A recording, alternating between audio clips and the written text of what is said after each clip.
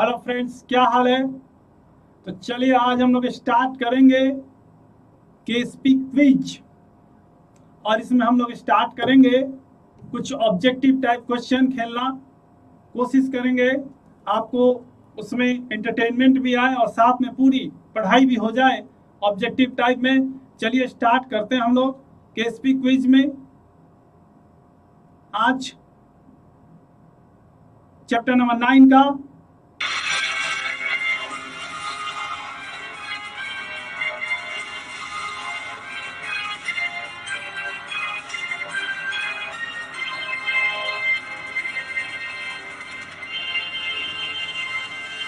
Chapter number 9 start.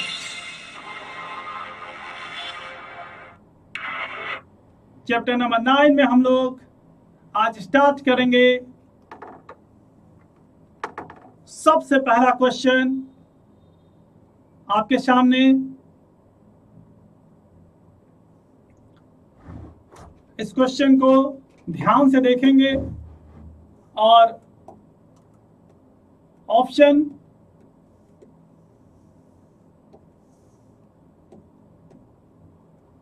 निवेश विश्लेषण संबंधित है। निवेश विश्लेषण संबंधित है। इनपुट एनालिसिस डील्स विथ आपका ऑप्शन ए है निधिकरण आवश्यकताएं, बी सामग्री आवश्यकताएं, सी श्रम आवश्यकताएं और डी संसाधन आवश्यकताएं। आपका टाइम शुरू हो चुका है, आपको 30 सेकेंड मिलेंगे। ध्यान से देखेंगे कि सही ऑप्शन क्या है।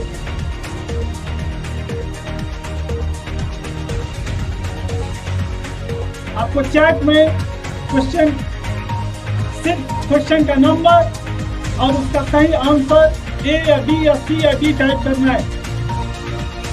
जैसे 1A, 1B, 1C या 1D।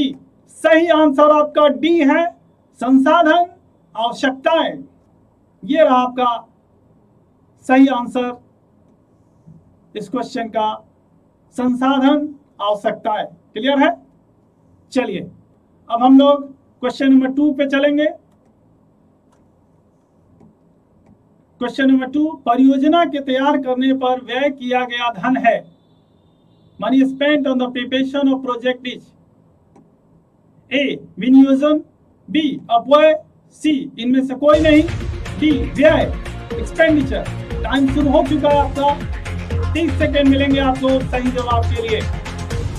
ध्यान से सोचिए और चैट में टाइप करिए अपना सही answer. 2A, 2B, 2C, 2D। Question का नंबर और सही option 2A, 2B, 2C, 2D। जल्दी करेंगे, 30 सेकेंड आपको मिलते हैं। 4, 3, 2, 1। और आपका सही आंसर है विनियोजन, इन्वेस्टमेंट। परियोजना तैयार करने का जो व्यय किया गया धन है उसको हम लोग इन्वेस्टमेंट कहते हैं। ठीक है। चलिए अब हम लोग चलेंगे क्वेश्चन नंबर 3 पे। परियोजना पहचान में आवश्यकता होती है। इन प्रोजेक्ट आइडेंटिफिकेशन इज नीडेड। ए अनुभव, बी मस्तिष्क का उपयोग, सी अनुभव एवं मस्तिष्क का उपयोग दोनों और डी इनमें से कोई नहीं। अनुभव, मस्तिष्क का उपयोग, अनुभव एवं मस्तिष्क का उपयोग दोनों और इनमें से कोई नहीं। क्वेश्चन नंबर 3 है। ध्यान से सोचिए और सही जवाब दीजिए। चैट में लिखेंगे 3A या 3B या 3C या 3D। 3 हो गया क्वेश्चन नंबर और आपका सही आंसर। आपके पास सिर्फ 30 सेकेंड है।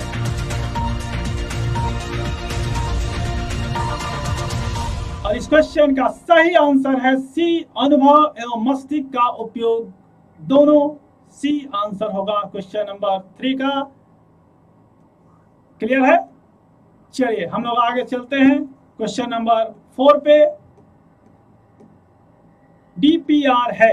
डीपीआर क्या है। ए कार्य योजना है, बी कार्यवाही योजना है, सी क्रियान्वयन योजना है और डी उपयुक्त में से कोई नहीं। डीपीआर है क्वेश्चन नंबर 4। ए कार्य योजना, बी कार्य योजना, सी क्रियान्वयन योजना, डी उपयुक्त में से कोई नहीं। क्या लगता है आपको। क्या सही आंसर हो सकता है? दिमाग लगाइए।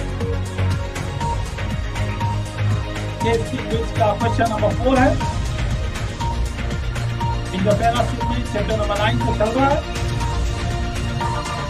और क्वेश्चन नंबर 4 का सही आंसर है बी, कार्यवाही योजना। ये आपका रहा सही आंसर। एक्शन प्लान, उसी को डीपीआर बोलते हैं। चलिए क्वेश्चन नंबर 5 में चलें।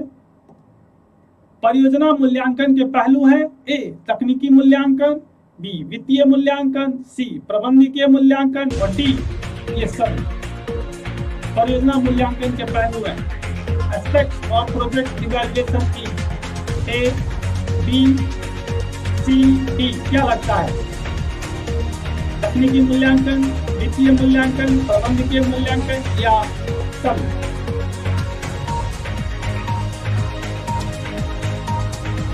आपके पास 30 सेकेंड मिलते हैं सही जवाब के लिए और इसका सही जवाब है तकनीकी मूल्यांकन। ये आपका सही जवाब है। चलिए हम लोग चलेंगे क्वेश्चन नंबर 6 पे।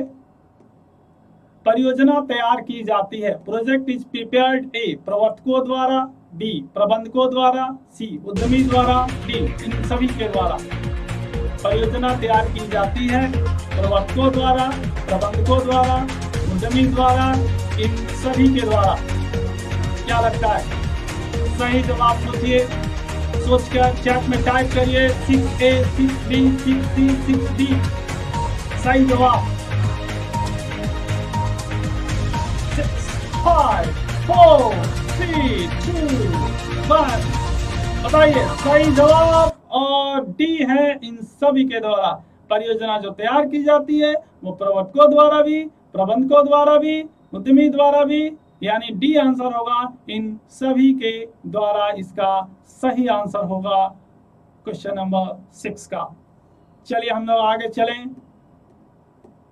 क्वेश्चन नंबर 7, परियोजना प्रतिवेदन सारांश है। Project report is a summary of A, तथ्यों का, बी, सूचनाओं का, सी, विश्लेषण का, डी, ये सभी।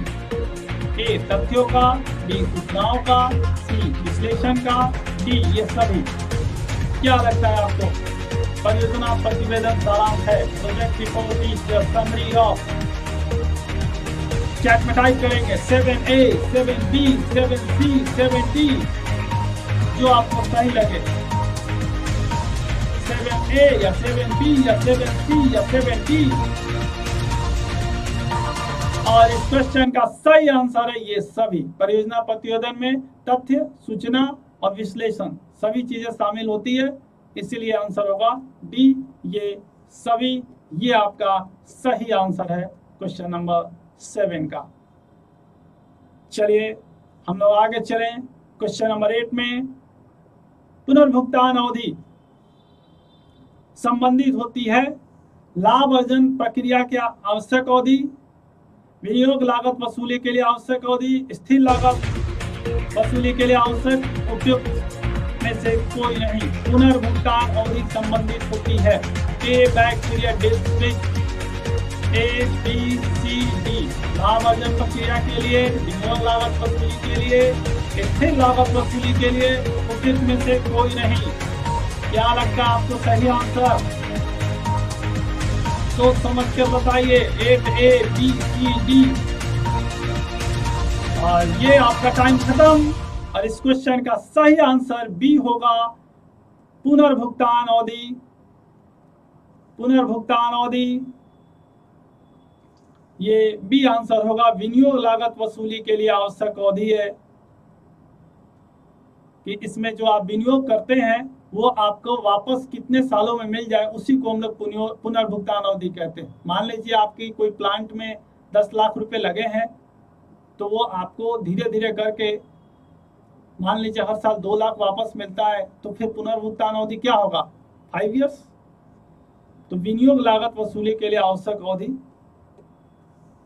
चलिए क्वेश्चन नंबर 9, तकनीकी आर्थिक विश्लेषण में पहचान किया जाता है ए, पूर्ति संभावना, बी, मांग संभावना, सी, निर्यात संभावना, डी, आयात संभावना।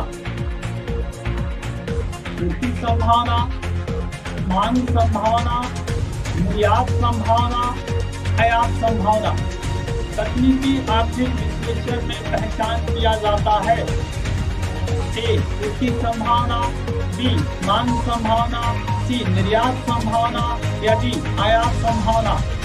सही जवाब 9A या 9B या 9C या 9D, किसको लॉक किया जाए? चलिए, आपका ए लॉक कर दिया गया है। ए बिल्कुल सही जवाब है, पूर्ति संभावना।